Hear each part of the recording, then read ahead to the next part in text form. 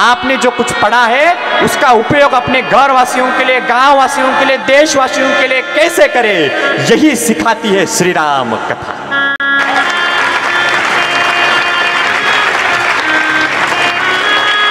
तो क्या सिखाती है श्री राम कथा?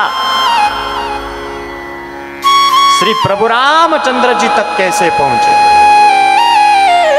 प्रभु रामचंद्र जी को कैसे प्राप्त करें, यही सिखाती है ये श्री राम कथा। क्या सिखाती है श्री राम कथा? जीवन जीने का सही ढंग सिखाती है ये श्री राम कथा।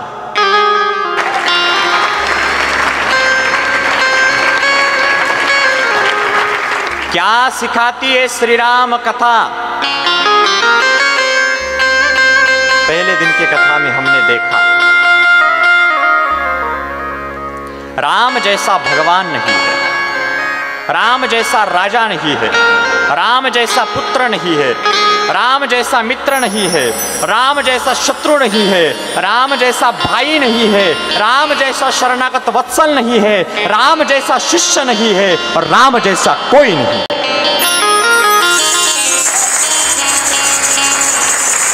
वही राम क्या है, वही राम कैसा है, वही राम कौन है, वही राम क्या है, कैसा है, कौन है, यही सिखाती है ये श्री राम कथा। क्या सिखाती है श्री राम कथा? कल के कथा में हमने देखा it will be feed a religion to religion, it must close. मतलब कौन सा भी धर्म यदि अधर्म को बढ़ावा दे रहा हो, कौन सा भी धर्म अधर्म की पुष्टि कर रहा हो, तो उस धर्म को काटना कोई अधर्म नहीं होता।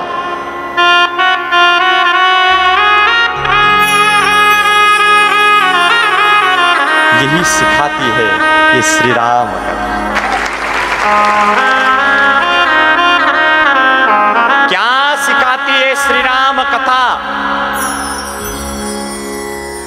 यदि साधारण जीव राम नाम ले तो जीव नर से नारायण बन सकता है। और नर से नारायण कैसे बने, नर से नारायण कैसे बने, यही सिखाती है ये श्री राम कथा।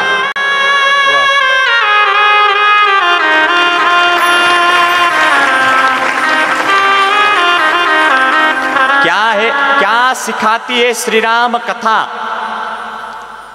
कल के कथा में हमने देखा भगवान प्रभु रामचंद्र जी ने अवतार लिया। भगवान से मानव बने, तो मानव से भगवान कैसे बने, मानव से भगवान कैसे बने और भगवान से मानव कैसे बने, मानव से भगवान कैसे बने और भगवान से भी मानव कैसे बने, यही सिखाती है ये श्री राम कथा।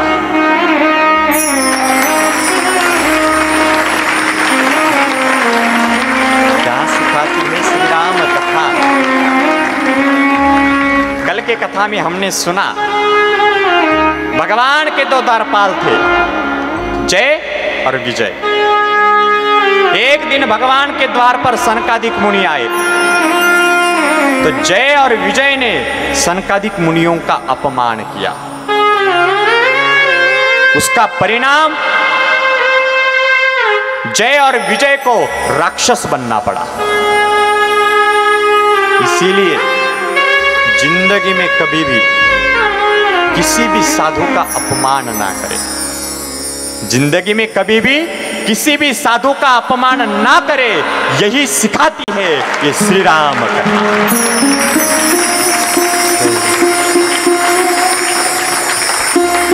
क्या सिखाती है श्री राम कथा?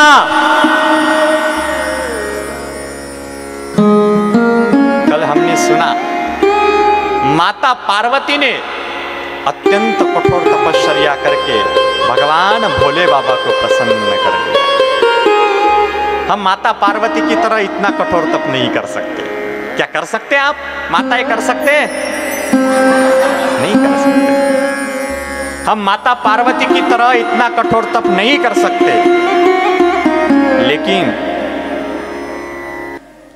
हम माता पार्वती की तरह इतना कठोर तप नहीं कर सकते, लेकिन भगवान भोले बाबा की तरह बैठे बैठे राम नाम लेकर भगवान राम को भी प्राप्त कर सकते हैं। और उसी राम को कैसे प्राप्त कराना चाहिए, उसी राम को कैसे प्राप्त कराना चाहिए, यही सिखाती है श्री राम।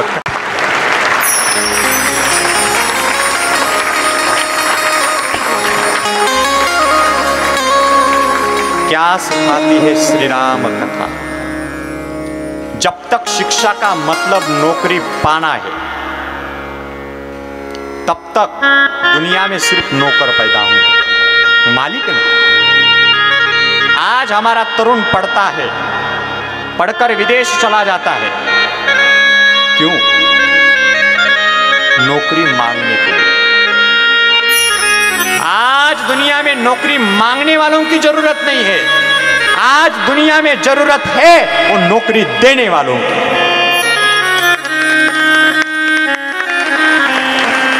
हमारा शिक्षण ऐसा होना चाहिए कि हमने हजारों को, लाखों को हमने नौकरी देनी चाहिए।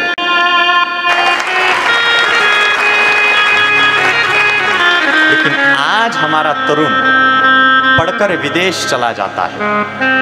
विदेश जाओ, विदेश मत जाओ ऐसा मेरा कहना नहीं है, विदेश जाओ आप, लेकिन आपने जो कुछ पढ़ा है उसका उपयोग अपने गांव वासियों के लिए, देशवासियों के लिए भी तो करो, अपने घरवासियों के लिए, घरवासियों के लिए भी तो करो।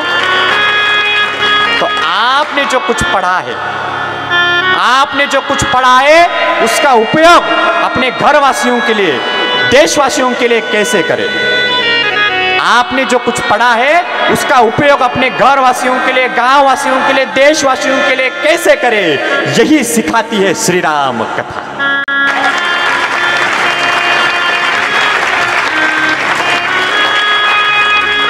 और ऐसे राम की कथा 3 दिन से हम गा रहे हैं, सुन रहे हैं और सुनाते आ रहे हैं।